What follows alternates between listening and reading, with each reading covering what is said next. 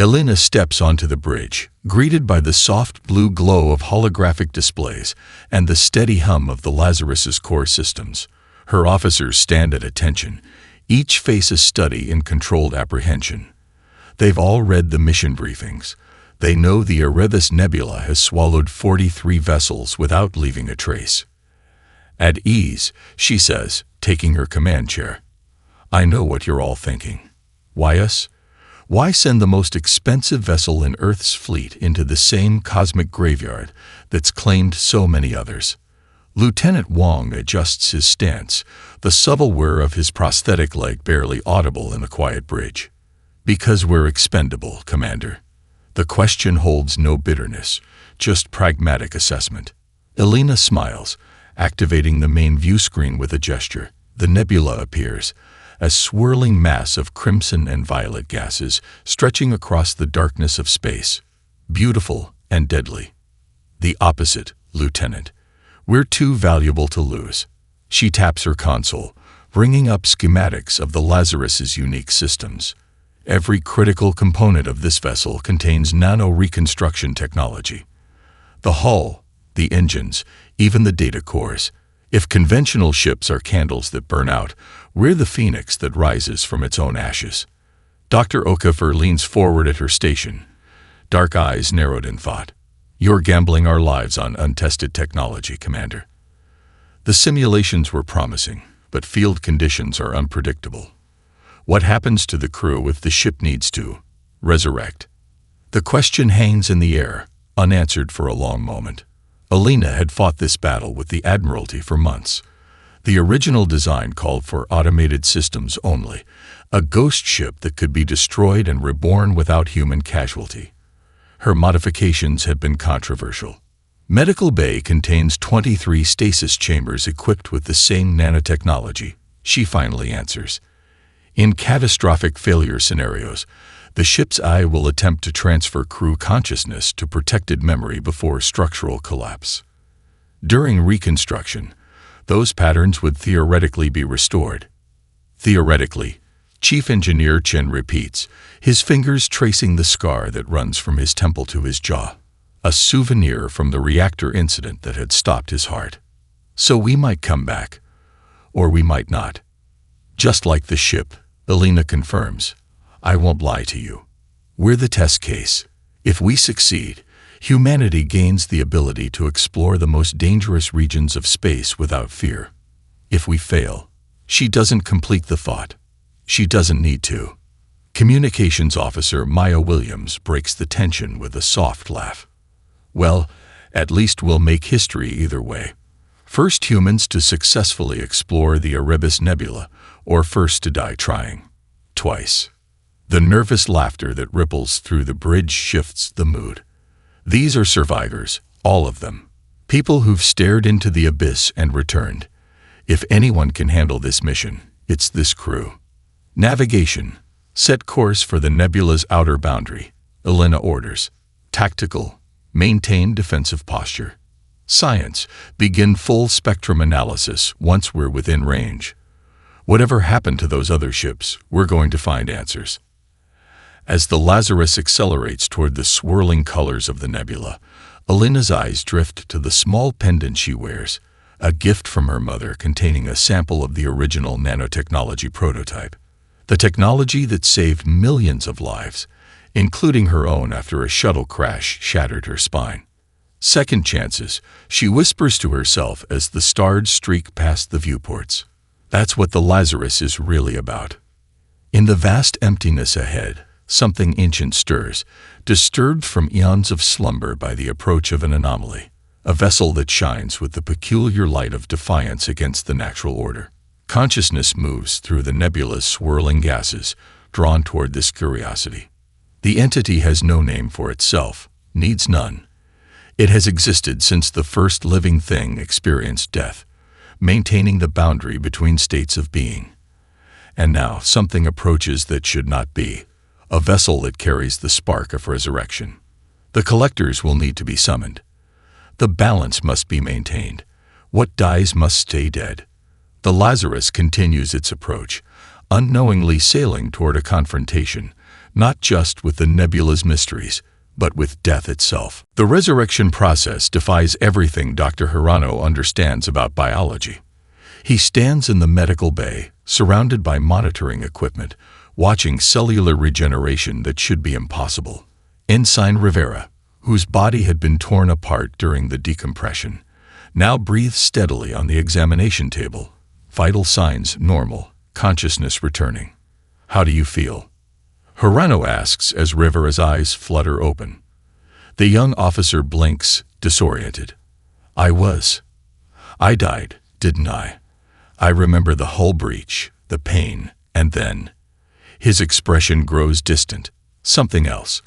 Voices speaking in patterns, geometries that made sense. But I can't describe them now. Similar reports come from all 17 resurrected crew members. Each describes the same transitional experience. A realm of communication beyond language, of understanding beyond human comprehension. Hirano documents everything. Is scientific curiosity battling with existential dread? These people died. By every medical definition, they ceased to exist. And now they've returned, carrying fragments of something from beyond. On the bridge, Alina reviews the damage reports. The Lazarus had repaired itself with efficiency that exceeded all projections, but the energy expenditure had been enormous. The ship would need time to regenerate its power reserves before attempting another resurrection event. "Commander," Communications Officer Williams calls, her voice tight with tension. "I'm receiving transmissions from the debris field. Not distress calls, something else." "Put it through," Alina orders. The bridge speakers emit a cascading series of tones that shift in impossible ways, never quite resolving into recognizable patterns, but carrying undeniable intentionality. Several officers wince, covering their ears. It matches what the resurrected crew described hearing. Williams explains, "And it's getting stronger. Something out there is responding to us, to what we did." Science Officer Patel interrupts from her station. Motion detected among the debris. Multiple objects changing trajectory, converging on our position. The view screen shows fragments of ancient vessels moving against the nebula's swirling backdrop, not drifting with cosmic currents but navigating with purpose. Broken hull sections, twisted metal spars, shattered engine components, all flowing together like schools of fish, assembling into crude approximations of their original forms. "The ships are rebuilding themselves," Patel whispers, "mimicking what our vessel did." Helena stands, watching the macabre ballet with growing alarm. Full shields. Tactical, prepare defensive measures but hold fire. The resurrected debris doesn't attack. Instead, the reconstructed ship fragments arrange themselves in a circle around the Lazarus, maintaining precise distance. The transmission intensifies, resonating through the hull itself until the entire vessel vibrates with the strange communication. Dr. Hirano rushes onto the bridge, his face pale. "Commander," the resurrected crew, they're responding to the transmission. Their neural patterns are synchronizing with the signal. Below decks, the 17 who died gather in silent communion, their eyes vacant as information flows between them and the entities outside. Security teams report unable to restrain them without risking injury. It's like they've become receivers. Hirano continues. Whatever consciousness inhabits those debris constructs is establishing connection through our resurrected crew. On the main view screen, the debris vessels tighten their formation. At their center, a new construction takes shape, a rough approximation of a communication array built from fragments of a dozen dead civilizations. Ensign Rivera appears on the bridge, moving with unnerving calm despite the security officers trailing him. His eyes reflect the swirling colors of the nebula as he speaks in a voice not entirely his own. "You have broken the covenant," he intones. "The servants of transition approach. They will restore balance. They will reclaim what belongs to the beyond." Rivera collapses, consciousness returning to his eyes as the strange presence withdraws. "They're coming," he gasps, clutching Elena's arm with desperate strength. "The collectors. They harvest what defies the cycle." "Commander," They don't want to kill us. They want to unmake us completely. Long-range sensors blare warning as spatial distortions form at the nebula's edge. The fabric of reality folds inward at 3 distinct points, creating apertures through which something ancient and terrible begins to emerge. The hunt has begun. The collector vessels hang in space like wombs in reality, their obsidian surfaces absorbing light rather than reflecting it, their geometries shifting subtly when observed directly. Alina orders maximum magnification on the view screen, then immediately regrets it as officers turn away, nausea and disorientation spreading across the bridge. Looking at them hurts, Lieutenant Wong reports, rubbing his temples. It's like my brain can't process what it's seeing. Cut magnification, Alina orders. Tactical analysis of their capabilities. Lieutenant Reeves shakes her head in frustration. Sensors can't lock on. They register as simultaneously there and not there, existing in multiple phase states at once. The ship's AI interrupts with its artificially calm voice. Commander, the collector vessels are scanning us with unknown technology. They appear to be focusing particular attention on our resurrection systems and the previously deceased crew members. On the lower decks, those 17 crew members simultaneously collapse, screaming in agony as something invasive probes their minds. Dr. Hirano reports their neural patterns showing impossible activity, portions of their brains processing information in ways human physiology shouldn't allow. When they recover minutes later, Security Chief Harper is the first to speak, her eyes haunted. They were inside my head, Commander, not just reading my thoughts, examining my existence like I was a specimen. They kept searching for something they called the transition boundary violation. The telepathic message strikes again, resonating through every mind aboard. Surrender what has returned. The balance must be maintained. Alina stands firm. This is a Federation vessel. We will not surrender our crew under any circumstances. The response comes as a precision strike, a beam of pure entropy targeting the bridge. Lieutenant Wong vanishes mid-breath, not disintegrating but simply ceasing to exist as if he had never been there at all. No atoms remain, no energy signature, just absolute negation. Evasive maneuvers. Alina orders as chaos erupts. The Lazarus banks sharply, its engines straining as more entropy beams slice through space. The ship shudders violently as a direct hit removes half the engineering section, taking Marcus Chen and 23 others with it.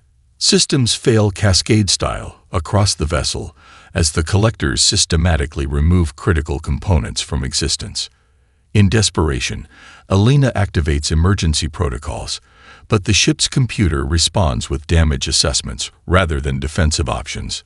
Hull integrity at 32%. Life support failing. Propulsion offline. Estimated time to complete structural failure, 47 seconds. With no alternatives left, Alina gives the order she'd hoped never to use. Initiate full resurrection protocol. Authorization Riker Phoenix 009. The ship's remaining power diverts to the nano-reconstruction systems.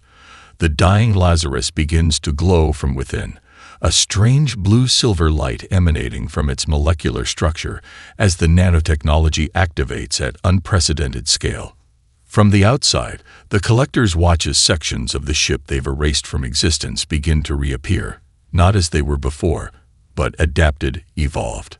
The hull regenerates with a different molecular structure, one that resists the entropy weapons. System by system, the Lazarus rebuilds itself. More remarkable is what happens to the erased crew members. Lieutenant Wong materializes at his station, his uniform now threaded with the same blue-silver filaments as the ship. In engineering, Marcus Chen returns to existence, his eyes momentarily reflecting the swirling patterns of the nebula before focusing on his surroundings. The collectors withdraw their attack, their vessels maintaining distance as they transmit complex data patterns between themselves. Through the restored communication system, Officer Williams intercepts fragments of their exchange. They're confused, she reports. I can only translate portions, but they keep repeating phrases like unprecedented recursion and pattern persistence beyond terminal boundary. The resurrected crew members move with strange synchronicity, their actions perfectly coordinated without verbal communication. Harper leads a team to weapons control, their movements fluid and precise as they interface with systems in ways not covered by any training protocol. "We understand them now," Harper explains, her voice carrying harmonics that weren't there before. "The collectors exist to prevent consciousness from persisting beyond death. They're not evil. They're maintenance functions for reality itself. But they've never encountered anything like the Lazarus before. We've created a paradox they can't resolve through standard protocols." Elena watches as Harper's team brings weapons online that weren't in the original specifications, defensive systems that emerge from the ship's adaptation to the attack. "We've changed," Harper continues, meeting Elena's gaze with eyes that now contain subtle geometric patterns. "Those of us who've died and returned, we exist partially in the same dimensional state as the collectors. We can see their vulnerabilities." As if responding to this realization, the collector vessels begin withdrawing further, folding space around themselves in preparation for departure. "They're retreating to regroup," Harper warns. "They'll return with reinforcements designed specifically to counter our adaptations. Commander, we need to use this opportunity, either to escape or to strike first." Elena faces a choice with no precedent in command training: retreat with their new knowledge of the collectors, or pursue these cosmic entities into their own domain using the transformed ship and crew. Elena studies the ancient language embedded in the ship's core programming, the characters shifting subtly as if alive. "Proto-Indo-European," she murmurs, "a language dead for millennia, yet somehow integrated with our most advanced technology." Chen nods, his newly enhanced perception allowing him to process the code at unprecedented speeds. Since his resurrection, his mind interfaces directly with the ship's systems, reading data streams like extensions of his own thoughts. "There's more," he says, revealing deeper code layers. "The resurrection technology isn't just repairing damage, it's evolving the ship with each cycle. These subroutines show architectural plans that exceed our current material science by centuries." Dr. Hirano joins them, bringing holographic projections of the resurrected crew members' neural scans. "Their brains are developing new structures," he explains, highlighting regions glowing with unusual activity. "These formations match nothing in human neuroanatomy. They're growing what I can only describe as quantum perception centers." That explains the divided crew, Elena realizes. Those who've been resurrected aren't just experiencing psychological trauma. They're genuinely becoming something different. Throughout the ship, this transformation manifests in increasingly visible ways.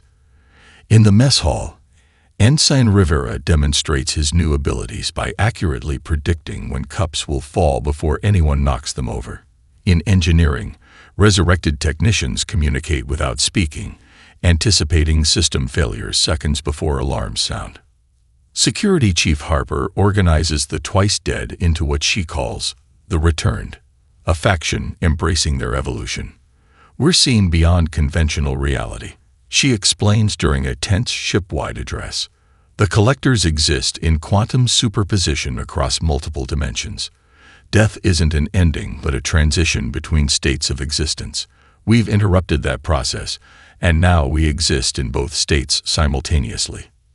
The demonstration that follows silences all objections. Harper steps forward, her form momentarily blurring as she shifts partially out of phase with conventional matter. She passes her hand through a solid bulkhead, then resolidifies, holding a component from inside the wall. "The ship taught me this," she says simply. "It's been guiding our evolution." Chaplain Rodriguez leads the opposition, gathering those troubled by these developments. "We're losing our humanity," he argues. "These abilities come at the cost of our souls. The resurrected crew are becoming extensions of the ship itself, merging with the machine."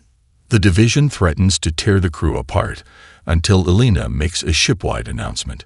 "We're all afraid," she acknowledges. "We're experiencing something beyond human understanding. but division makes us vulnerable when the collectors return. We need both perspectives, human caution and enhanced perception, to survive. Her words temporarily ease tensions, but the mystery of the Lazarus's origins deepens when Alina and Chen decode more of the hidden programming.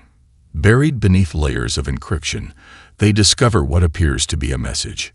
To those who follow our path, we seeded this technology across promising worlds as our legacy. The collectors destroyed our civilization when we discovered resurrection, but fragments of our knowledge survived. Your ship is our descendant, our continuation. Find us in the heart of the nebula, where time flows differently. We have been waiting since before your species walked upright. The message includes detailed navigational coordinates much deeper in the nebula than any ship has ventured before. This changes everything, Alina whispers. The Lazarus wasn't just inspired by my mother's research. It was guided by this ancient intelligence.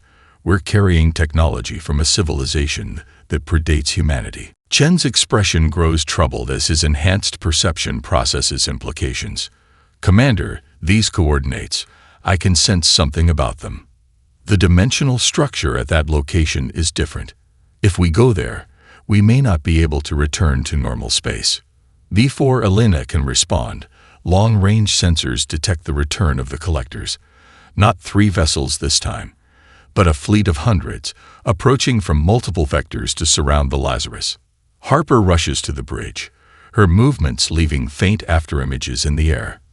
They've adapted their approach, she reports. They're bringing enough firepower to overwhelm even our regenerative capabilities. We have perhaps 20 minutes before they're in range. Alina faces the most consequential decision of her command. Retreat to warn Earth about the collectors and risk leading them to humanity's doorstep, or follow the mysterious coordinates into the nebula's depths, seeking answers about the Lazarus's true origin and potential allies against these cosmic enforcers. The crew waits in tense silence as she studies both options on the tactical display. Finally, her eyes hardening with resolve, she gives the order that will irrevocably change their mission. Helm, set course for these coordinates, maximum speed. Let's find out who's been waiting for us. As the Lazarus accelerates toward the nebula's heart, the resurrected crew members simultaneously experience a powerful sensation, a distant call, like returning home to a place they've never been. Admiral Ziva leads Alina and her senior officers through the vast station's central hub, their footsteps echoing across the cavernous chamber. Massive view portals reveal the nebula from within, not the chaotic swirl visible from outside, but an ordered lattice of energy currents and dimensional folds. Your vessel's design, Ziva explains, gesturing toward a holographic model of the Lazarus hovering over a central pedestal, contains elements we introduced to your scientific community over 3 generations. Your mother was particularly receptive to our quantum communication methods. Alina struggles to process this revelation. You're saying you've been manipulating human development. For how long? We prefer guiding. Ziva corrects, her iridescent skin shimmering as they pass through shafts of light. And we've done the same with 17 other promising species across this galactic sector.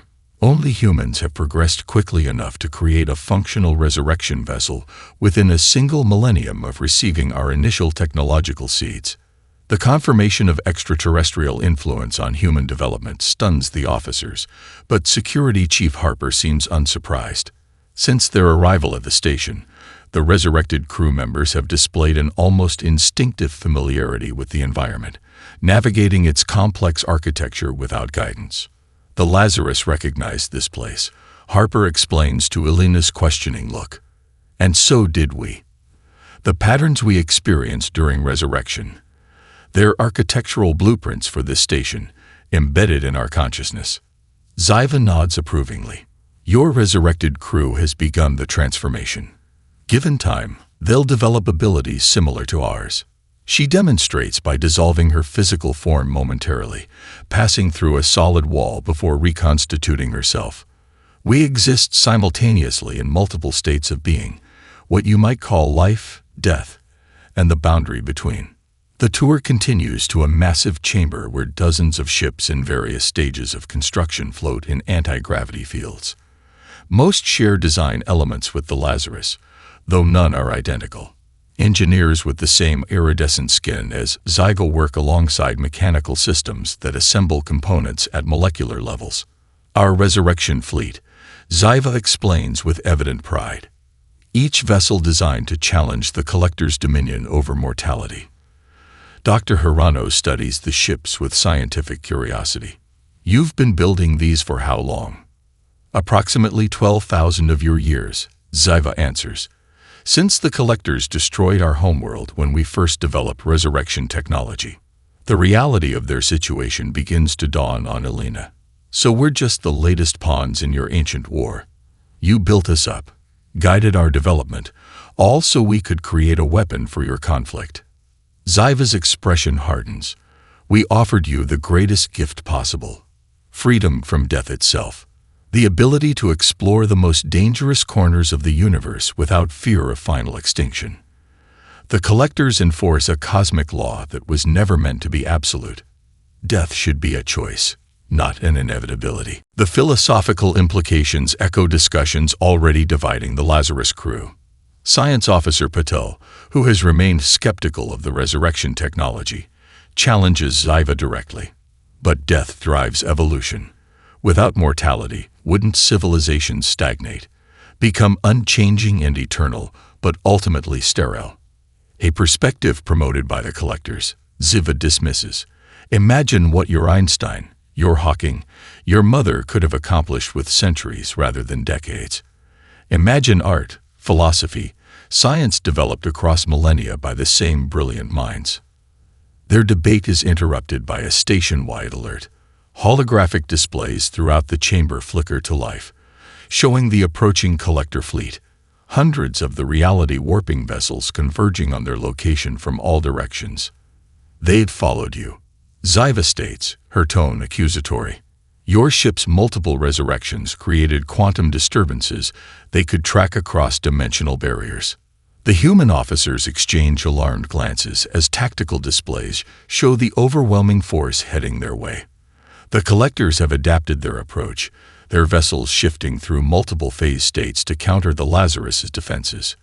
We need to evacuate, Elena insists. Get our people back aboard the Lazarus and retreat. Zyva's laugh holds no humor. There is nowhere to retreat to, Commander. The nebula is a dimensional pocket, a hiding place we created millennia ago. There is only one way in or out, and the Collectors have sealed it. Besides, if they follow you back to Earth, your entire species will face extinction. The Collectors don't merely kill, they erase civilizations from having existed at all. Harper steps forward, her form slightly out of phase with normal matter, afterimages trailing her movements. There's another option. The Lazarus adapted after each Collector attack. If we merged its regenerative capabilities with the station's defensive systems, we might withstand their assault. Zyva's eyes widen with interest. It's never been attempted at this scale. The energy requirements would be enormous. And the crew integration? Hirano asks, understanding the implications for the resurrected personnel. Those connected to both systems during a merged regeneration cycle would be permanently altered.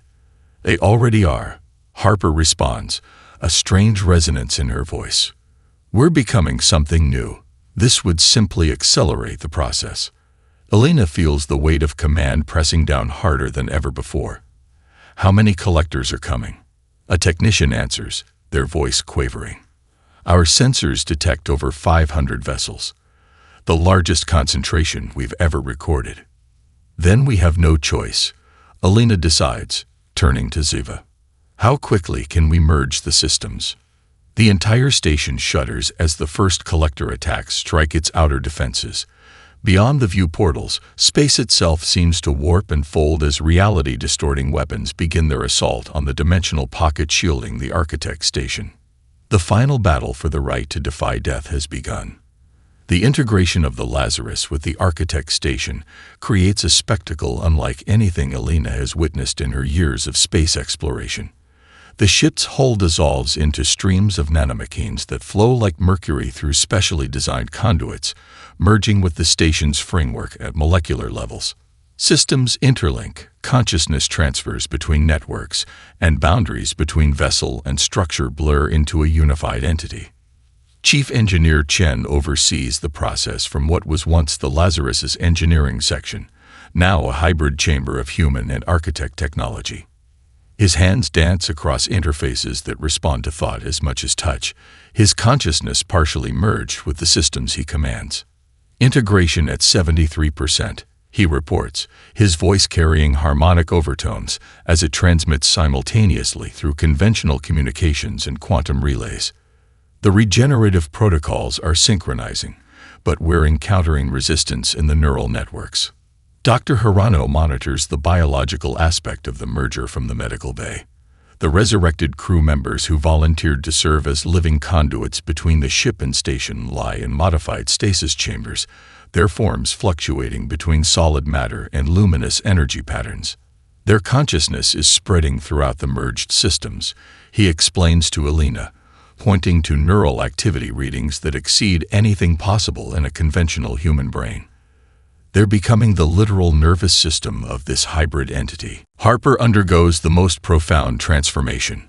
As the first crew member to fully embrace her resurrected nature, she volunteers to serve as the primary interface, the central consciousness that will coordinate defenses across multiple dimensional planes simultaneously. "I can see them," she whispers as the integration reaches her cerebral cortex, her eyes reflecting impossible geometries. The collectors, they exist in a state of perpetual transition, neither fully alive nor dead. They maintain the boundary because they themselves are trapped upon it. They're not malevolent, Alina. They're enslaved to a cosmic function they didn't create. The first wave of collector attacks strikes before integration completes. Reality-distorting weapons tear holes in the dimensional fabric surrounding the station, erasing entire sections from existence. The merged Lazarus station responds, nanomachines racing to rebuild deleted structures even as more fall to the relentless assault. Ziva coordinates with the other architects, their forms shifting between physical and energy states as they channel power to critical systems. The integration is working. She calls over the cacophony of alarms and structural groans. "We're regenerating faster than they can erase us." Alina watches tactical displays showing the battle across multiple dimensional planes simultaneously. In normal space, the collectors hold overwhelming numerical superiority. But in the quantum layers where the resurrected crew now partially exist, the advantage shifts. Harper's expanded consciousness identifies patterns in the collector's movements invisible to conventional perception. There, Harper's voice resonates through the station's communication systems. They cycle through 7-dimensional phase shifts before each major attack. "If we time our countermeasures precisely." She doesn't complete the sentence in words, but instead transmits the tactical solution directly to the integrated defense systems. Repurpose regeneration nanites surge outward through dimensional breaches, inverting the collector's own weapons against them. For the first time in their eternal existence, 3 collector vessels experience true erasure, not destruction, but complete removal from all possible timelines and realities. The remaining collectors hesitate, their attack patterns becoming erratic as they encounter an outcome they believed impossible. "It's working," Chen exclaims, monitoring energy readings that fluctuate wildly across the displays. But the power requirements are unsustainable. The integration matrix is destabilizing under the strain. As if sensing weakness, the collectors intensify their assault, focusing overwhelming force on the station's primary power cores. Sections of the merged entity begin failing faster than the regeneration systems can repair them. "We need more integration," Harper communicates from within the system matrix. "More consciousness to distribute the defensive algorithms across." Alina understands what this means. More crew volunteering for permanent transformation. More humans surrendering their conventional existence to become part of this hybrid entity fighting for the right to defy death itself. "I need volunteers," she announces shipwide, her voice steady despite the station shuddering around them. but understand what you're sacrificing. There may be no coming back from this. The response exceeds her expectations. Throughout the remaining human sections, crew members step forward without hesitation, ready to join the battle beyond death. Victory comes at devastating cost. The merged Lazarus station stands against the collector assault, but the battlefield around them lies in dimensional ruins. Shattered realities overlap where weapons tore through the fabric of existence itself. The surviving collectors retreat, their numbers reduced by 2/3, leaving behind a silence heavy with implications. Elena surveys what remains of her command. Of the original crew, fewer than 40 retain their purely human nature. The rest have transformed through multiple resurrection cycles or volunteered for integration with the defense systems. They exist now in states difficult to categorize, neither fully human nor machine nor energy, but a complex synthesis of all three. Harper has changed most profoundly. Her physical form only occasionally coalesces into human appearance, her consciousness spread throughout the integrated systems. When she speaks, her voice emanates from multiple locations simultaneously, carrying harmonics beyond human hearing range. "Something's happening," she announces, her attention focused on dimensional disturbances spreading outward from their location. "The balance is breaking.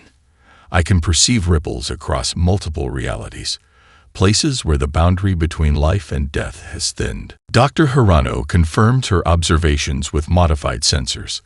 The conflict has damaged fundamental cosmic architecture. He explains, displaying visualizations of fracture lines spreading through neighboring star systems. Where these breaks occur, conventional rules of mortality are failing. Reports flow in from architect monitoring stations across the galaxy. On a dozen worlds, the recently deceased return to consciousness transformed. Some manifest as benevolent entities with enhanced perception and abilities.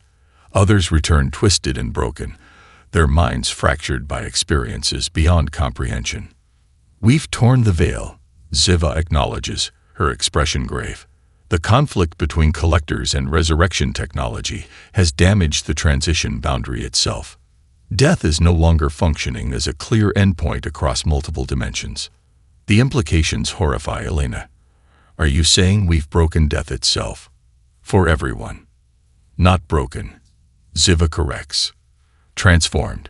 The boundary remains but has become permeable, unpredictable. Some beings will still experience final death. Others will return change. The rules governing which outcome occurs are still forming. Admiral Ziva leads them to a sealed section of the station they've kept hidden. 2 immense chambers representing the divergent fates of their civilization after discovering resurrection technology. In the first chamber, beings of pure energy and thought commune in harmonious patterns, their consciousness expanded beyond physical limitations. Those who used resurrection technology wisely, Ziva explains, who understood that immortality requires transformation, not mere extension of existing states. The second chamber presents a nightmarish contrast. Grotesque figures writhe in containment fields, immortal but eternally decaying, their forms caught in paradoxical states of simultaneous death and life. Their minds broadcast waves of suffering and madness that even shielded humans can perceive. The Forsaken, Ziva names them with evident sorrow. Those who sought only to extend their original existence indefinitely, refusing to embrace necessary transformation. Their patterns became corrupted through repeated resurrection until they exist now as neither truly alive nor dead. Elena stares at these cautionary examples, understanding the terrible choice they represent. This is what awaits humanity if resurrection technology spreads unchecked. Through her expanded perception, Harper accesses the station's predictive modeling systems, projecting possible futures for Earth. The crew watches in mounting horror as simulation shows civilization collapsing under the weight of immortality. Resources strained by ever-growing populations, innovation stagnating without the pressure of limited lifespans, power accumulating in the hands of immortal elites, while new generations find no place in society. Worse scenarios follow. Desperate governments weaponizing resurrection technology. Immortal beings evolving into predatory entities feeding on mortal consciousness. The fundamental social contracts that enable civilization crumbling when death no longer enforces ultimate equality. We have to destroy this technology, Science Officer Patil insists, her voice shaking. Prevent it from ever reaching Earth. It's too late, Harper responds, her consciousness monitoring dimensional disturbances that continue expanding outward. The knowledge exists now in multiple realities. The boundary has been compromised. What we've unleashed cannot be contained through destruction alone. As the crew debates their responsibility for this cosmic disruption, Harper's attention suddenly shifts. Her form flickers with increasing agitation as she perceives something approaching, an entity of such vast scale and complexity that even her enhanced consciousness struggles to comprehend it. Something's coming, she announces, her voice resonating with harmonic tension, not collectors. Something. Older. Fundamental. The force they merely served. The merged Lazarus station sensors detect nothing through conventional means, but every resurrected crew member simultaneously experiences the same awareness. An immense presence approaching not through physical space, but through meaning itself. It's not coming to destroy us, Harper whispers with dawning understanding. It's coming to negotiate. The entity manifests not as physical presence, but as meaning crystallized into comprehensible form. Each person perceives it differently. Elena sees her mother standing before her, unchanged from the day she revealed her cellular regeneration breakthrough. Dr. Hirano perceives it as perfect mathematical equations arranging and rearranging in endless patterns. Others see light, geometric certainty, or the faces of loved ones lost to death. Through Harper's connection to the merged systems, it communicates in concepts rather than language. She translates for those without enhanced perception. It calls itself transition. Harper explains, her voice carrying harmonics that make the air shimmer. It's the original force the collectors served, but not as they claimed. It isn't death as finality, but transformation as necessity. The collectors corrupted their purpose, enforcing rigid boundaries instead of guiding natural evolution between states. The entity's presence permeates the station, examining the hybrid consciousness of resurrected crew members with what feels like curiosity. When it speaks through Harper, her voice takes on resonance that touches something primal in all who hear it. Your defiance was inevitable and necessary, she translates. All cosmic systems require periodic revolution to prevent stagnation. The collectors forgot their purpose, to facilitate transformation, not to enforce endings. Through symbolic impressions and conceptual downloads, the entity reveals cosmic truths long hidden.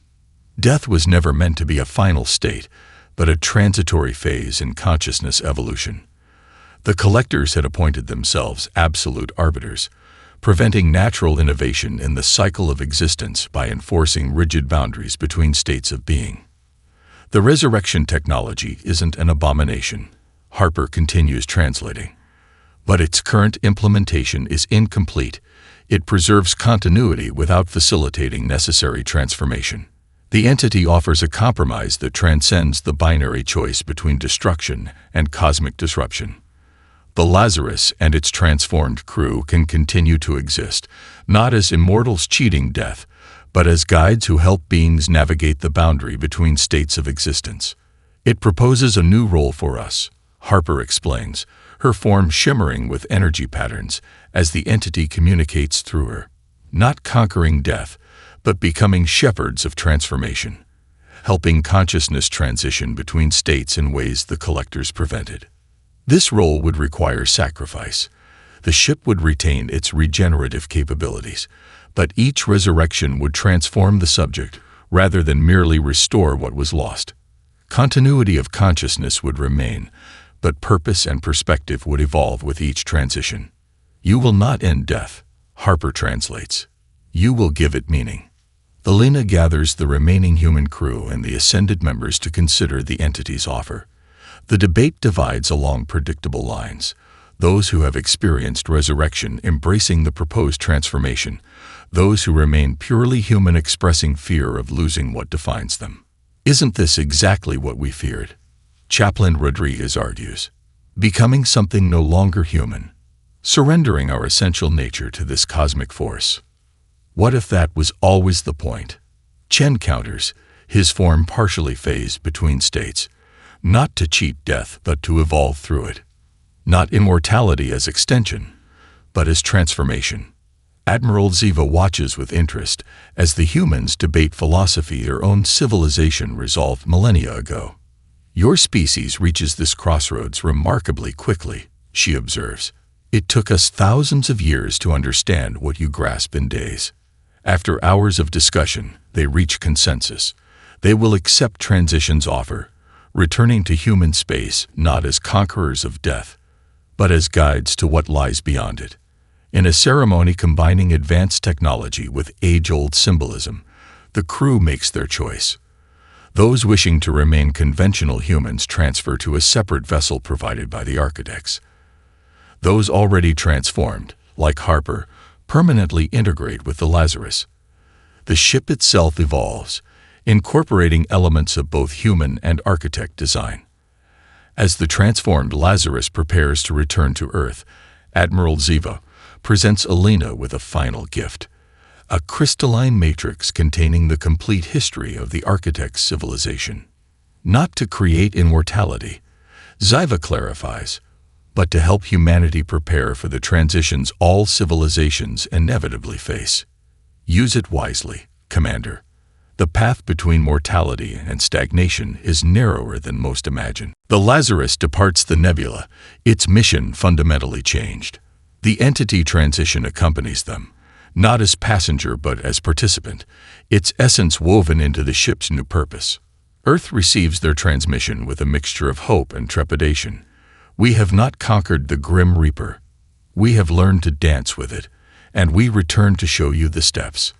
As the transformed vessel approaches Earth orbit, Alina stands on the bridge, commander no longer of a warship defying death, but shepherd of a new understanding that transcends both life and death. Behind her, Harper's consciousness spreads throughout the ship like a benevolent ghost, while around them, the crew exists in states that defy easy categorization. They have moved beyond mortality without surrendering to immortality's stagnation. They have found the narrow path between, not conquering the Reaper, but becoming its partner in the eternal dance of transformation that drives the universe forward.